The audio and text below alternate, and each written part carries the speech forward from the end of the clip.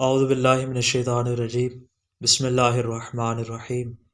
بھیڑ اور بکری کے بعد افضلیت اور درجے کے لحاظ سے جو تیسرے مرتبے پہ گوشت آتا ہے وہ اونٹ کا ہے، اور یہ وہی گوشت ہے کہ جس کو قوم بنی اسرائیل نے خود اپنے اوپر حرام کر لیا تھا، اور اس کے بدلے میں خدا نے اس گوشت کو ان کی نسل پر تاابد حرام کر دیا۔ البتہ دین مبین اسلام کا یہ خاص اعزاز اور فخر ہے کہ اس کو حلال گوشت میں سے شمار کیا جاتا ہے، اور بعض صورتوں میں جیسا کہ قربانی وغیرہ میں اونٹ کے گوشت کو دیگر قربانی کے جانور پر فوقیت اور ترجیح دی جاتی ہے، اور اس کی بنیادی وجہ یہی ہے کہ اس کے اندر بہت زیادہ فوائد و منافع پائے جاتے ہیں جو عام طور پر گوشت کی دیگر اقسام کے اندر موجود نہیں ہوتے۔ حضرت رسول خدا صلی اللہ علیہ وسلم نے ارشاد فرمایا کہ اونٹ کا گوشت استعمال کرو، کیونکہ اسے ہر وہ مومن کھاتا ہے جو خدا کے دشمن یہودیوں کا مخالف ہو۔ نیز آپ کا ہی فرمان ذیشان ہے کہ اونٹ کا گوشت سوائے مومن کے کوئی اور نہیں کھاتا۔ اور ایک تیسری حدیث میں آپ نے ہی ارشاد فرمایا کہ اونٹ کا گوشت کھانے سے